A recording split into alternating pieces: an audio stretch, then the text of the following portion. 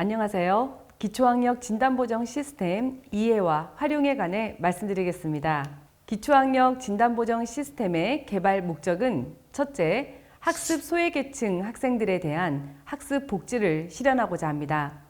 둘째, 전체의 평균적인 변화가 아니라 개인의 변화와 성장을 지원하고자 합니다. 셋째, 기초학력 경계선 이하 학생들의 부진 예방 및 지도를 지원하고자 합니다. 기초학력 진단보정 시스템을 개발하기 위해서는 교육부, 충남대학교 응용교육측정평가연구소, 한국교육학술정보원 그리고 시도교육청이 역할을 수행하고 상호 협조하고 있습니다. 교육부는 기초학력 정책 수립 및 재정 지원을 합니다. 충남대학교 응용교육측정평가연구소에서는 콘텐츠 개발, 표집 시행, 기준 설정, 검사 동등화, 그리고 온라인 업로드까지를 진행하고 있습니다. 한국교육학술정보원에서는 온라인 시스템을 구축하고 시행하는 것을 지원하고 있고, 시도교육청은 온라인 시스템 운영 및 일선 학교를 지원하고 있습니다. 기초학력 진단보정 시스템은 2009년 초등학교 4학년부터 시작을 하였습니다. 이때는 대전광역시 교육청의 지원으로 개발하기 시작했습니다. 그래서 지금까지 이 연구 개발이 지속되고 있는 시스템입니다. 현재는 초등학교 1학년부터 고등학교 2학년 교육과정에서 기초학력과 관련된 진단과 향상도 검사 도구 그리고 보정 자료를 전체적으로 다 갖추고 있습니다. 기초학력 진단보정 시스템의 특징을 말씀드리겠습니다.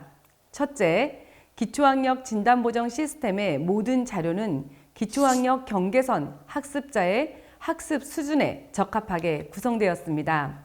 따라서 학생들이 해당 학년 교육과정의 기초 수준을 적절히 이수하고 있는지를 지속하여 진단하고 보정하는 데 활용할 수 있습니다. 둘째, 기초학력 진단보정 시스템은 기초학력 부진 학생의 수준에 적합한 단계형, 학년 교육과정, 밀착형으로 개발되어 있어 개인의 기초학력 수준을 정확히 진단할 수 있습니다. 특히 기초학력 향상도 검사는 3가지 단계의 검사형인 A, B, C형을 만들어서 A형을 통과하면 B형을, B형을 통과하면 C형을 치르도록 개발되어 있습니다. 만약 A형을 통과하지 못하면 일정한 기간 보충학습을 하고 동형의 또 다른 A형을 치를 수 있습니다. 마찬가지로 B형을 통과하지 못하면 또 다른 동형의 B형을 치를 수 있도록 시스템이 구축되어 있습니다. 이때 A형, B형, C형은 난이도가 점차 어려워지는 것이 아니고요. 각 검사지에서 다루는 교육과정 범위가 달라지는 것이므로 기초학력이 부족한 학생들이 학기 초에 비해 어느 정도 향상하는지에 대해 지속하여 점검이 가능합니다. 셋째, 국가 수준에서 기초학력 도달의 절대 기준을 제공합니다.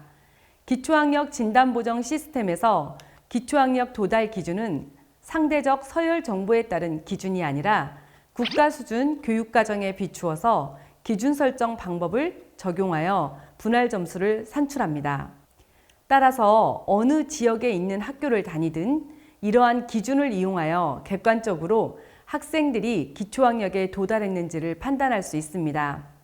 이는 같은 학년임에도 불구하고 학생이 현재 속해 있는 지역이나 집단에 따라서 서로 다른 기준점들이 적용되었던 문제를 해결할 수 있습니다. 예를 들어 중학교의 경우 상대적 서열 정보에 따라서 8등급이나 9등급 학생들을 기초학력 미도달로 보았습니다. 이렇게 했을 때의 문제점은 동일한 능력을 가진 학생임에도 불구하고 자신보다 능력이 높은 학생들이 많은 집단에 속하게 되면 기초 미달로 판정되기도 하고, 또 자신과 비슷하거나 자신보다 능력이 낮은 학생들이 많은 집단에 속하게 되면 기초학력 미도달이 아니라고 판정되기도 했다는 것이죠. 초등학교의 경우에는 검사지의 난이도에 관계없이 절대적인 점수, 그러니까 60점 미만, 50점 미만은 기초학력 미달이라고 하자, 이렇게 임의의 어떤 기준점들을 정해놨었습니다. 이렇게 점수를 미리 결정해 놓고 검사를 치르게 하는 경우 검사지 문항의 난이도가 매우 쉬우면 학생들이 대부분 높은 점수를 얻기 때문에 기초학력 미도달로 판정되어야 하는 학생이 그렇게 판별되지 않는다든지, 또는 검사지의 문항이 너무 어려워서 실제로는 기초학력에 도달했음에도 불구하고 그 난이도 때문에 기초 미도달로 판정되는 문제점들이 있었다는 것입니다. 다음은 기초학력 진단보정 시스템의 콘텐츠 구성을 말씀드리겠습니다. 기초학력 진단보정 시스템의 콘텐츠는 크게 3가지 축으로 구성되어 있습니다. 일반적으로 3월 중에 활용하는 초기 진단도구, 학기 중에 활용하는 향상도 진단도구, 그리고 보충학습 지도자료 늘품위입니다. 향상도 진단은 3월 중에 시행한 초기 진단 결과 기초학력 미도달로 판정된 학생들이 기초학력을 어느 정도 성취해가고 있는지 진단해주는 검사 도구입니다. 초기 진단과 향상도 진단 검사는 초등 25개, 중등 30개 문항으로 구성되어 있습니다.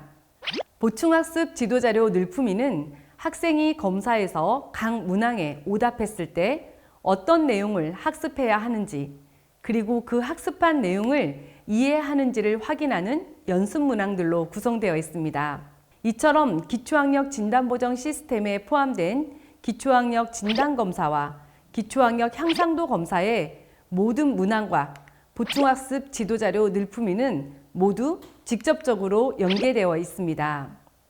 예를 들어 중학교 3학년용 기초학력 진단검사 수학 1번 문항을 해결하는데 필요한 핵심 개념을 연습할 수 있는 연습 문제들이 보충학습 지도자료에 포함되어 있다는 것입니다.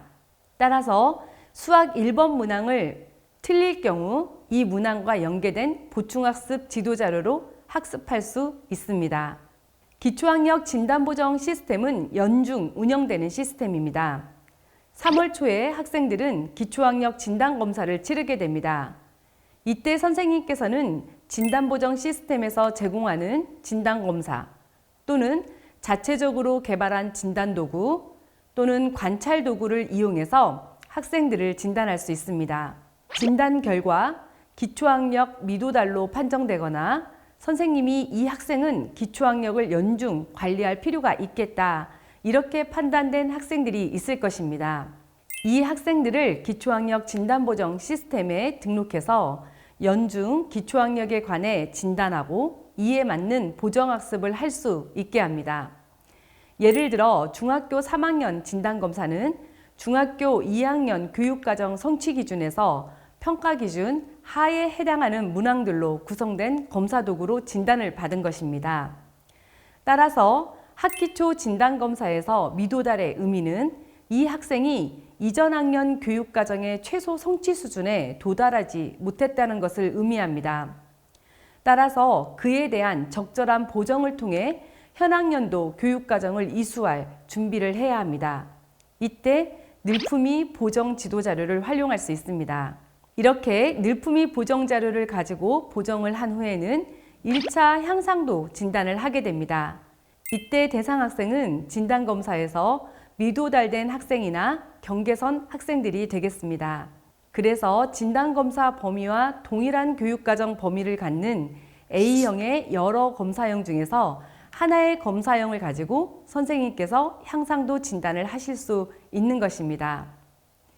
1차 향상도 진단에서 도달한 학생들은 어떤 교육과정의 최소 성취 기준에 도달한 것일까요? 맞습니다. 이전 학년 교육과정의 최소 성취 수준에 도달한 것이죠. 따라서 이 학생들은 이제 기초학력 미달이 아니야 라고 이야기하는 것이 아니라 예방 차원에서 현 학년도 교육과정의 최소 수준도 잘 성취해가고 있는지를 알아보기 위해 이 학생들은 여전히 이 시스템 안에서 관리하는 것을 권장하고 있습니다. 주로 2학기 9월에 이루어지는 2차 향상도 진단에서는 A형에 도달한 학생들은 B 시리즈 중에 하나의 검사를 사용할 수 있습니다. B 시리즈 검사형은 이전 학년 2학기 교육과정과 현 학년도 1학기 교육과정의 범위에 해당되는 문항들로 구성되어 있습니다. 그리고 만약 1차 향상도 진단에서 미도달한 학생은 늘품위로 보정 지도를 한 후에 2차 향상도 진단에서는 A형의 다른 검사형으로 향상도 진단을 받게 되는 것입니다. 이와 같이 2차 향상도 진단 검사를 시행하고 2차 진단 결과에 따라서 보정 지도를 하고 12월에 3차 향상도 진단을 하게 됩니다. 예를 들어 튼튼이라는 학생이 국어, 영어, 수학 교과에 대해서 기초학력 미도달로 판정되었는데 연중 관리를 하다 보니 3차 진단을 할 때는 국어는 C형, 수학은 B형, 영어는 A형을 치를 수도 있습니다. 학생들이 모든 교과에서 같은 속도로 성장하고 있지 않기 때문에 각자 자신의 학습 속도에 맞는 그리고 그런 학습 수준에 맞는 내용으로 구성된 검사지로 진단을 받을 수 있습니다. 이처럼 학생마다 학습 속도가 저마다 다르므로 모든 학생에게 같은 검사를 이용하여 진단하기보다는 학생들이 이전에 치른 검사의 도달 여부에 따라 다음에 시행되는 검사형이 결정됩니다.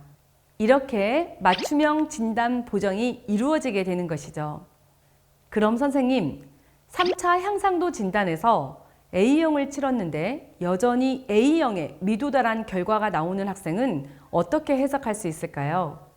네, 이 학생은 현 학년도 교육과정뿐만 아니라 이전 학년 교육과정의 최소 성취 기준에도 여전히 도달하지 못했기 때문에 최소 2년 정도의 교육과정에 대해서 부진, 누적이 있을 수 있다라고 이해하시면 되겠습니다. 따라서 그 학생들을 대상으로 집중 지원 프로그램을 운영하여 이 학생들이 부진 요소를 해결해 나갈 수 있도록 도와주셔야 합니다. 그리고 이렇게 연중 기초학력 진단보정 시스템을 운영하시면서 선생님들께서 저희에게 질문하실 때가 있습니다. 학생이 어떤 문제로 인해서 장기 결석을 한 거예요. 그래서 이 늘품위로 보정 지도할 시간이 전혀 없었던 겁니다. 그런데 학생이 학교를 나오기 시작할 무렵 마침 2차 또는 3차 향상도 진단을 할 시기인 거죠. 그럴 때는 어떻게 해야 하나요? 이런 질문을 하는 거예요. 선생님께서 판단하셔서 향상도 진단을 하지 않게 하는 것이 더 바람직할 수도 있습니다. 학생이 학습을 통해서 어느 정도 학습 능력이 향상되었다라고 선생님이 느끼시고 그리고 그게 어느 정도인지에 대해 선생님들이 진단해 보고자 할 때 이 검사를 치르는 것이 의미가 있다는 것입니다. 우리가 보다 집중할 것은 진단에 따른 보정학습이지 단순히 일정 기간마다 진단검사를 빠뜨리지 않고 치르는 것이 아닙니다. 이게 바로 기초학력 진단보정 시스템의 연중 흐름도이고요. 선생님께서 이러한 진단보정 시스템의 흐름을 잘 이해하셨다면 이제 선생님의 교실 상황과 선생님이 만나는 학생에게 잘 맞게 적절히 활용하시면 되겠습니다. 그럼 제가 한 가지 활용 사례를 안내해 드리겠습니다. 어떤 선생님께서는 3차 향상도 진단 시기에 학급의 모든 학생에게 C형 검사지를 배포해주고 시행하시는 경우가 있습니다. 왜냐하면 C형은 현 학년도 교육과정의 범위를 포함하고 있기 때문입니다. 학생들이 현 학년도 교육과정 수준에서 최소 성취 수준에 도달했는지를 확인하기 위해서 선생님이 가르치는 모든 학급의 학생들에게 C형을 치르게 한 것입니다. 지금까지 온라인 기초학력 진단보정 시스템에 관해 말씀드렸습니다.